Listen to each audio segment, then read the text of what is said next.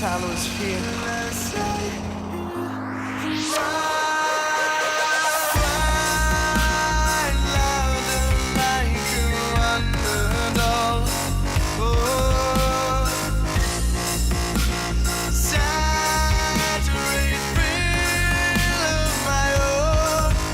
Radcliffe is a small town 3 miles from Bury and 7 miles from Manchester city centre. In this small unsuspecting town resides Pioneer Mill, situated on the banks of the River Irwell. Pioneer Mill and its surrounding area are now occupied by several businesses and a non-profit creative project, Noah's Musical Ark, which is run by Peter Haywood, Rob Ormerod and Alexander Kowalchuk.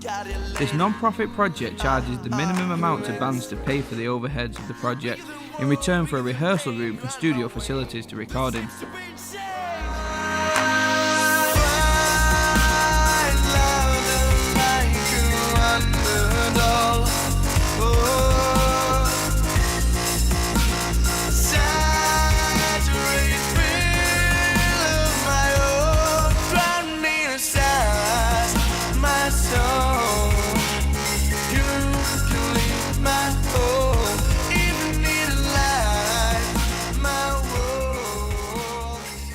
Been used as an arts centre, a budget arts centre, I'll grant you, but an arts centre for the local community over the last sort of 5 years. We've got a unit of about 16 practice rooms, plus a studio, plus a photography studio.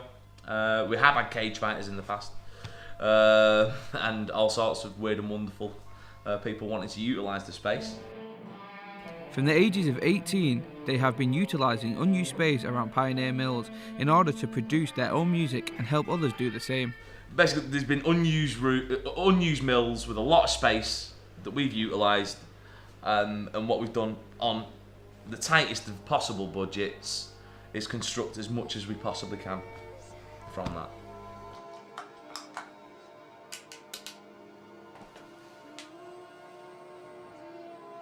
All we'd known for years was building practice rooms, and the opportunity came up where we could rent a big building, build a load of practice rooms and do that instead of just going to another practice room and paying for it, which didn't give us the amount of freedom we'd been used to.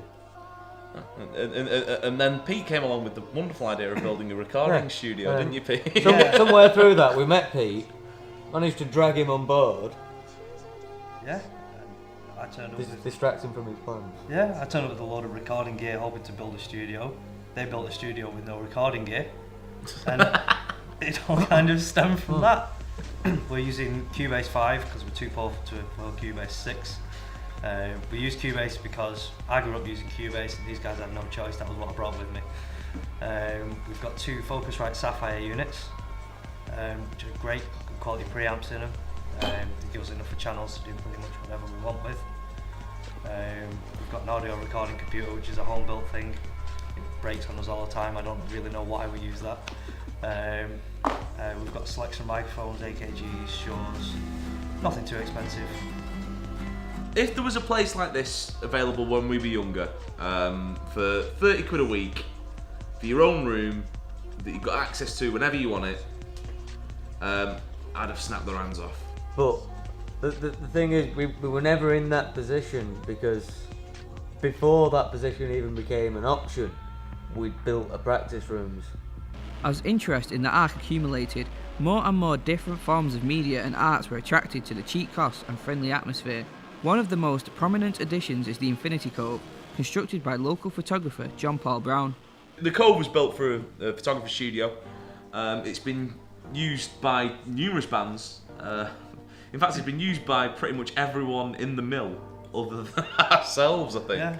This is the first time we've sat on this cove, and yeah, and enjoyed its beautiful, sort of pure backdrop. I feel like I'm sat in heaven. Really appreciate the rug. Heaven's a little bit dirty. We didn't really add the photography studio in, it just kind of happened. We've got friends who are photographers, apparently we have friends who are cage fighters. I don't know where they came from. And these people just wanted space exactly the same as we did, so they got involved with the place, and that's how we ended up with that. Yeah, we're a true cooperative. We're from the northwest, the birthplace of the cooperative, as it says when, when you drive into Rochdale every morning. There's a big sign. Rochdale. The home of cooperation, or the birthplace of cooperation. Manchester is the home of dance. Manchester's a home of innovation from Joy Division onwards. Basically, they do things in Manchester and then everyone else copies it. As the trio already have their own sources of income, they decided to make the Ark a non-profit venture, charging the smallest amount possible to cover the overheads of the building. Totally non-profit, to the point of... The plan was never to make any money. It was to... It's actually cost us money. It was to just provide us with a space where we could build a studio and do what we wanted to do. So we'd build a load of rooms and charge them as cheap as possible, because we only need to make the rent, we don't need to make any money. Yeah, in terms of sort of business folly, it's up there, isn't it, really? Yeah, it's pretty terrible business skills. It's not a good model to follow. Yeah, don't try this at home. Yeah, you don't make money. I mean, there's been a lot of interest in investment initially, a lot of people interested in what we're doing, and the fact that we're doing it completely not for profit, unlike anyone else that's doing it at the moment. The council have been interested in us, the Arts Council have been interested in us, certain brands of recording gear, Allen and Heath were on about giving us an endorsement at one point. But the problem with it has been the state of the building and the terrible effort we make of running an actual business. I think any kind of investment would help us massively, because at the end of the day we're on a shoestring budget. In fact, we haven't even got a shoestring. As the people who've overseen the mill, we've had the opportunity to oversee the creative process and how it can work and how it can go wrong. I think that amongst the many, many bands that we've had that have come through the mill, there have been certain bands who've knuckled down and have certainly come out sounding 20 times better. A band that I could definitely say has benefited from the place is a band called Big Fiction. At the time, we were open 24/7, which gave people a massive freedom. Yeah. It meant that people who worked evening shifts all the time and finished at 10 o'clock would still have opportunity to practice.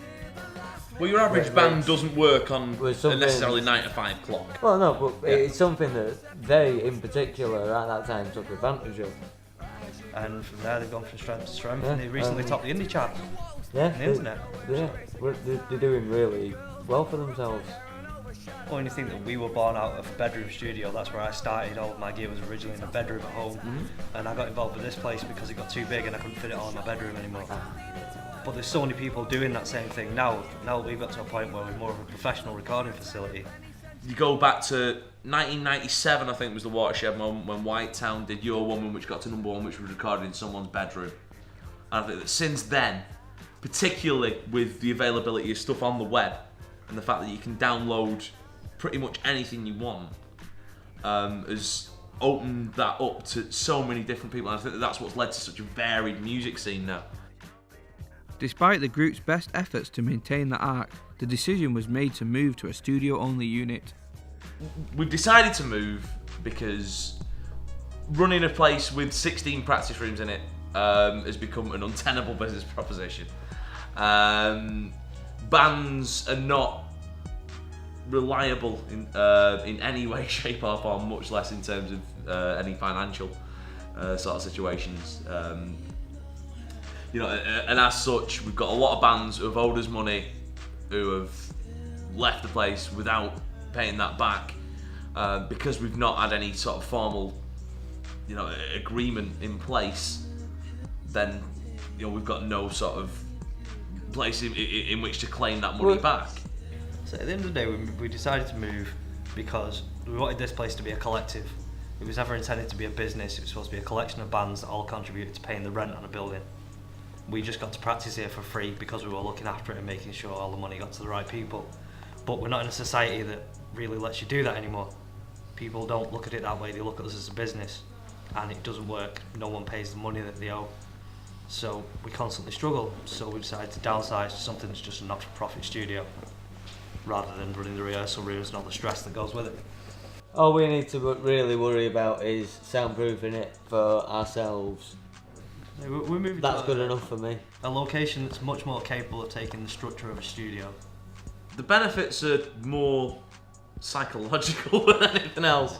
I think it's been To be honest, so stressful to run this place that to move anywhere and just have it be on our own heads financially is something of a release. The intention is for this one to be purely for ourselves, but we are going to allow other bands in because obviously we need to fund it, and we'd like not to fund it all ourselves. It's been really good. I think that ultimately, yeah, it's been all about making friends and meeting new people and diversifying ourselves as musicians as much as helping other musicians. And if you look at it that way, then yeah, we've succeeded in what we want to do.